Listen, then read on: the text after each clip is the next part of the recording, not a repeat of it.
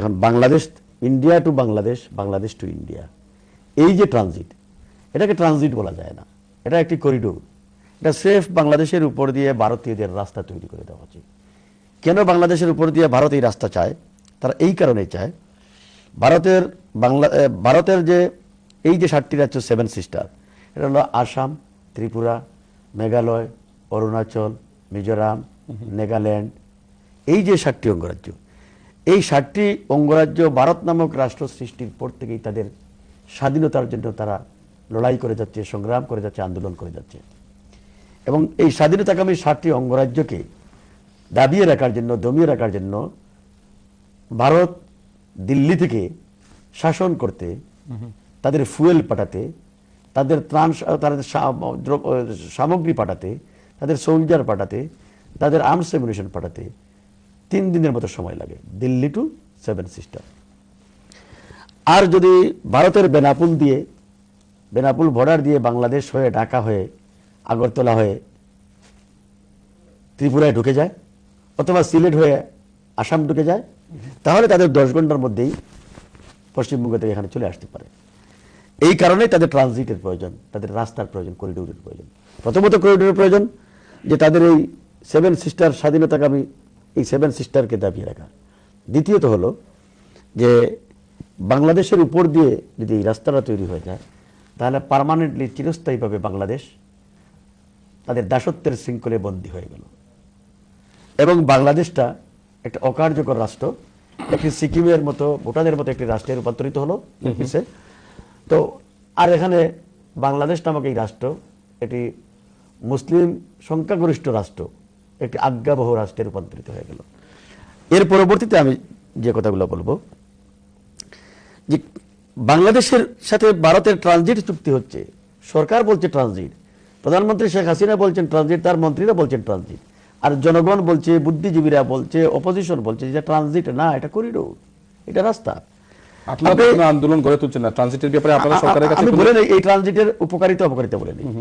তারা যখন গোপন চুক্তি করে আসলেন, যখন সাংবাদিকরা শেখ হাসিনাকে বিমানবন্দরের প্রশ্ন, তিনি কোনো উত্তর দেন নাই এবং এটার ব্যাপারে তিনি জনগণের কাছে তুলে দেন নাই। আপনাদের বিরোধী দলীয় নেত্রী কি পার্লামেন্টে জিজ্ঞাসা করেছেন যে মাননীয় প্রধানমন্ত্রী আপনি যে চুক্তি করে আসলেন সেই চুক্তিটা কি?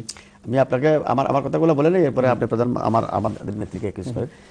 এ ব্যাপারে কোনো পাবলিকলি দেশের জনগণকে জানতে দেওয়া হয় নাই। এখন আমরা দেখতেছি যে ট্রানজিট হচ্ছে এবং এই ট্রানজিটের নামে যে করিডোর দেওয়া হচ্ছে, যে রাস্তাটি তৈরি দেওয়া হচ্ছে, এই রাস্তা তৈরি করার সামর্থ্য বাংলাদেশে নাই। এর জন্য 7,500 কোটি টাকা বাংলাদেশকে ভারতের একটি প্রাইভেট ব্যাংক থেকে চড়া সুদে ঋণ আনতে হচ্ছে এবং এই ঋণের টাকা দিয়ে রাস্তা তৈরি করা হচ্ছে, বাংলাদেশ তৈরি করে দিবে।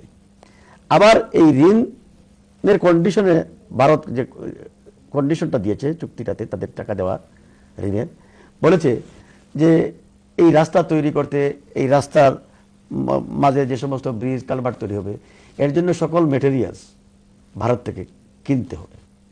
আপনি পাথর বলেন, বালি বলেন, আপনি যা কিছু আছে, এবং ইঞ্জিনিয়ারিং এফোর্টস বলেন, সব কিছু 80% ভারত থেকে নিয়ে আসতে হবে, 20% বাংলাদেশ থেকে দিবেন। অর্থাৎ আমার বাড়ির উপর দিয়ে আপনাকে রাস্তা দিব, আমার টাকা নাই, আপনি আমাকে কড়া সুদে ঋণ দিবেন, আবার আপনার কথা মতো সামগ্রী কিনে রাস্তা তৈরি করে দিব, আপনার ইকুইপমেন্টস, আপনার ইঞ্জিনিয়ারিং এফোর্ট সব কিছু আমাকে বহন করতে হবে। কতটুকু দুঃখজনক এবং বেদনাজনক, কতটুকু একটি নতজানু পররাষ্ট্র নীতি হতে পারে বা ট্রিটি হতে পারে, চুক্তি হতে পারে, যে এখানে ভারতের, আমার নামটা ঠিক খেয়াল নাই, ভারতের একজন সাবেক হাই কমিশনার যিনি বাংলাদেশ চাকরি করতেন, তিনি, আমি একটা পত্রিকা দেখেছিলাম, তার নামটা খেয়াল, তিনি বলেছিলেন যে বাংলাদেশ যে ভারতকে ট্রানজিট দিচ্ছে, যে রাস্তা দিচ্ছে, এটাই না কত, এই রাস্তার জন্য যা যা করা প্রয়োজন, যে সমস্ত টাকা পয়সা, অর্থনৈতিক ইনভলভমেন্ট প্রয়োজন, এগুলো ইন্ডিয়ার করা উচিত, এগুলো বাংলাদেশ দিবে কেন? এখন বাংলাদেশের উপর দিয়ে রাস্তাও, আবার টাকাও তাদের কাছ থেকে করা সুদে, আবার তাদের সমস্ত গুডস আমাদেরকে ক্রয় করতে হবে। তো কত বড় দাসত্বের শৃঙ্খলে বন্দী করা হচ্ছে। তো এই যে কাজটা করা হচ্ছে, এই কাজের মাধ্যমে আমরা শুধু আমাদের সার্বভৌমত্বই হারাবো না, আমরা একটা ব্যাটল ফিল্ডে রূপান্তরিত হব। আপনি এই 7 সিস্টারের স্বাধীনতাকামী সকল অর্গানাইজেশনগুলো, সংস্থাগুলো, তারা অলরেডি অনেক আগে থেকেই ডিক্লারেশন দিয়ে দিয়েছে যে যেদিন ট্রানজিট এর দিকে দিয়ে দিবে, রাস্তা দিয়ে দিবে ভারতকে, আমাদেরকে দমানোর জন্য, সেদিন আমরা তখন আর আমাদের এই 7 সিস্টারের মধ্যে আমরা ফাইট করব না। আমাদের ফাইট হবে বাংলাদেশের উপর দিয়ে, যে বাংলাদেশ কেন এই কাজটা করলো। তো সিলেট, কুমিল্লা, এই চিটাগাং, এই অঞ্চলটা প্রথম এই ব্যাটলফিল্ডে রূপান্তরিত হবে। গুলি, বারুদ, বোমার বারুদে আমরা ওই আঘাতপ্রাপ্ত হব এবং আমাদের এই সন্তানরা, আমাদের ভবিষ্যৎ প্রজন্মরা বিকলাঙ্গ হবে এবং আমরা ব্যাটলফিল্ডে রূপান্তরিত হয়ে যাব। তার মানেই বাংলাদেশকে ভারতের প্রয়োজন, এই জমিটুকু তাদের প্রয়োজন, এর উপর দিয়ে রাস্তা নিতে হবে, এটার সভরেন্টি রাখা যাবে না। যাই করা তাই হচ্ছে, এই ট্রানজিট এই দিচ্ছে। আপনি বলতেছেন যে আপনাদের নেত্রী প্রতিবাদ করেন না কেন? আমাদের নেত্রী প্রতিবাদ করছেন না, এই কথা ঠিক না। আমাদেরকে প্রতিবাদ করছে। আপনি পার্লামেন্টের কথা বলছেন, পার্লামেন্টে তো এখানে বসারই মানে কোনো পরিবেশ নাই। এখানে তারা তো একদলীয় পার্লামেন্ট চায়, তারা তো একতরফাভাবে সবকিছু করছেন।